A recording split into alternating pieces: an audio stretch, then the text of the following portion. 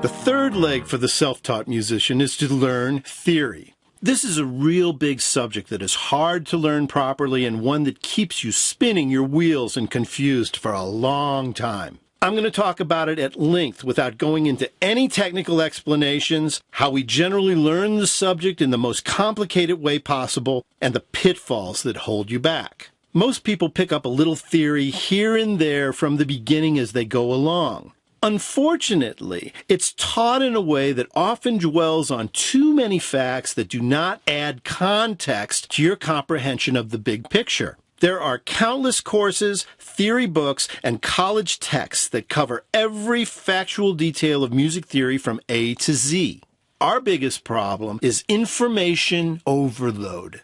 We humans like the concept of completeness as it refers to understanding any subject. So, if you want to be a plumber, you learn how to plumb. To be a carpenter, you learn the science of that skill. And for either one of them, hopefully, when you're done with the training, you know how to get around on your own. However, in the case of music theory, too much information dilutes our understanding of the subject and leaves us confused. Let me explain.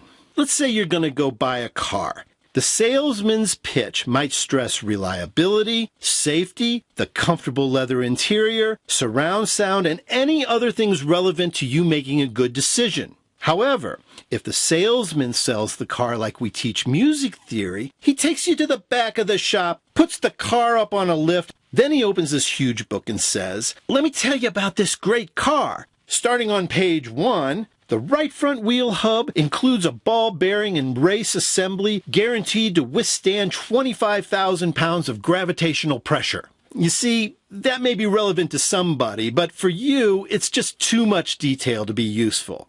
We're not so much interested in the details as what we are in understanding the big picture that makes sense of it all. With too much information, it's nearly impossible to separate the important from the unimportant. We have too many choices.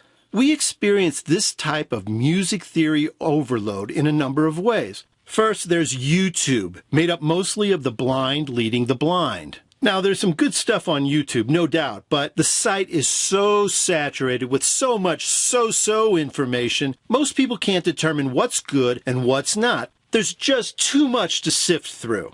Now, in the middle are all the courses and college textbooks on music theory that exhaustively cover every aspect of the subject. You think you'd be able to find out anything you want going the academia route, but again, the problem is oversaturation.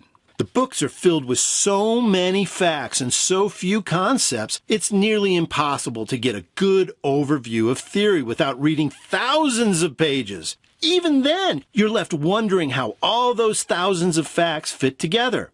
Again, some is very important and relevant, but mostly not. What you read is all one-dimensional without any conceptual understanding whatsoever. Finally, at the far end of the spectrum are some music sites online that offer good content in a way that is far more palatable than college texts, but it's still bloated. You're directed to comprehensive online libraries of thousands of pages of theory, tips, and tricks. Again, there is just too much information to absorb and not enough information on what, out of all that knowledge, are the most important concepts for you to know. This situation with theory overload is the greatest issue to overcome not only by self-taught musicians, but formally trained ones as well. The question is, how do you extrapolate the most relative information from all the noise? What does it all boil down to that gives you a concise overview of the big picture and how everything fits together like a fine-tuned machine? Those are very tough questions to answer because it's not easy to research a subject when you don't know exactly what you're looking for. When you don't know what you don't know. Is there no light at the end of the tunnel? The answer is yes, there is. And it comes in a way that you would least expect it, that makes so much sense, it's hard to believe we don't study what I'm going to share with you right now. Only a very small percentage of musicians learn the insights I'm going to share with you here. We as musicians tend to have a lackadaisical attitude towards theory because it seems like it's never ending and we just can't possibly ever learn it all. However, it's not a matter of learning it all as much as a matter of learning what's most important. Music has distinct parameters and is a very finite mathematical science that snaps together like a puzzle. When all the components are laid out start to finish, without all the extraneous facts distracting you away from the big picture, you develop a completely different mindset of what music actually is. Such a view produces a consciousness of how big a role music theory actually plays in your control over the instrument. Most people with a fair degree of experience have a jaded view of music theory because they assume a position that they've learned all there is to know that is important. When it comes to the facts, that's probably true. However, facts alone are not enough to produce the desired effect of what I call musical enlightenment. Consider the Mona Lisa, the mysterious story around the painting, the coy smile and the style of the artist. The facts of the painting itself are pretty dry and out of context. Such facts include the type of canvas used, the mixing of the colors and the paints, the backdrop lighting, the size and layout of the subject, all the technical aspects of that painting. Any fine artist has to learn these details of art, but those details are not the art form at all. Knowing them does not produce the Mona Lisa out of thin air. It is the manipulation of those facts by a skilled artist that creates the art. Yet, on the same plane, as knowledgeable musicians, we tend to think that knowing the musical facts of theory makes us musical experts, and that is far from the truth. In the end, it is how we manipulate those musical facts to create the art that makes all the difference. When it comes to music, being smart is one thing, being wise is another. Your goal as a self-taught musician is to learn wisdom, and that's what I'm going to explain. I'm going to take you back to when I was 16 years old and had just quit taking piano lessons. At that time, I was a very motivated kid to learn to play independently, and my first stop was the music store to pick up a book on how to play by ear. In my naive way, I was fully expecting to pull a book right off the shelf that would magically answer my deepest and most pressing questions about chords and music theory and just making sense of it all. Surely somebody must have written something worthwhile on this subject. To my dismay, there was no book that delivered any magical answers.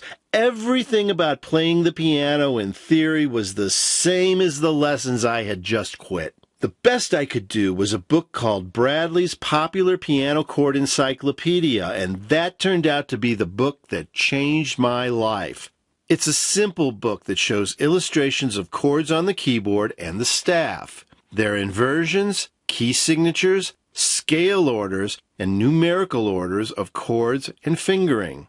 It's a short reference, just 72 pages, but is very dense in content. The trouble is, it only shows pictures and numbers, but doesn't explain a thing. At that time, I was already playing chords, and like I explained before, thought I had a pretty good handle on music theory. But this Bradley book made it clear that I was missing something important. It was a great puzzle, and the Bradley book became the Rosetta Stone to figure it all out. I studied that book intensely, going back and forth, comparing the chords in the different keys, looking for common numerical threads between them. Here was a book that had all the answers to a bunch of questions I didn't know to ask.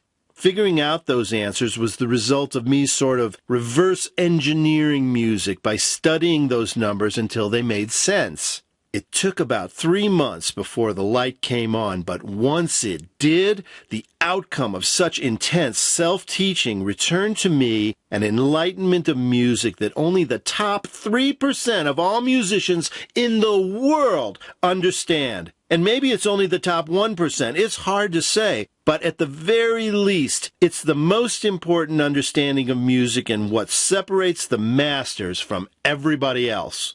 It's the answer to playing by ear, figuring out chords, and literally everything that is most important to understanding music and getting around independently on the piano. Once you see it, it's so obvious you can't believe you've missed it for all this time.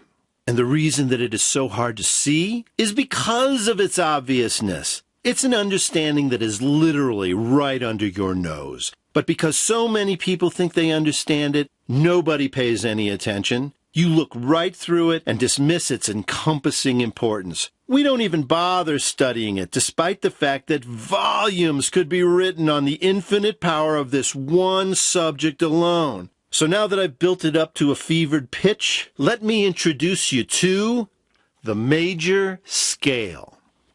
Unimpressed? I don't blame you. But this subject is the ultimate example of how music theory is taught as an isolated fact and not a concept. The only training you ever receive on this subject is factual, and how to interpret it in any kind of useful way is just left flapping in the breeze. This is the full extent of what you learn. The major scale is made up of 8 notes that start and end on the same note with half steps between the 3rd and 4th and 7th and 8th intervals. All the rest are whole steps. That's all you get. And now, go take the rest of your life to figure out what that means. That fact is incomplete by omission. You cannot possibly understand the magnitude of this subject without practicing and observing the ways the major scale controls music. There are many ways that it wields power far beyond your immediate comprehension. Literally everything, at least in Western music, is based on the numerical order of the major scale. It's what defines music as a numerical science and the answer to every technical question you have. It's the ruler that measures all music. It's the basis of the entire musical system, the humble seed, and the big bang of music all in one.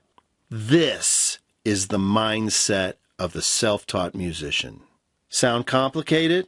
Well, it's not. In fact, it's exactly the opposite. It is the simplicity of the major scale that makes it so powerful. You use the major scale order as a ruler to measure everything in music. With just this one simple tool, you are able to control all of musical infinity.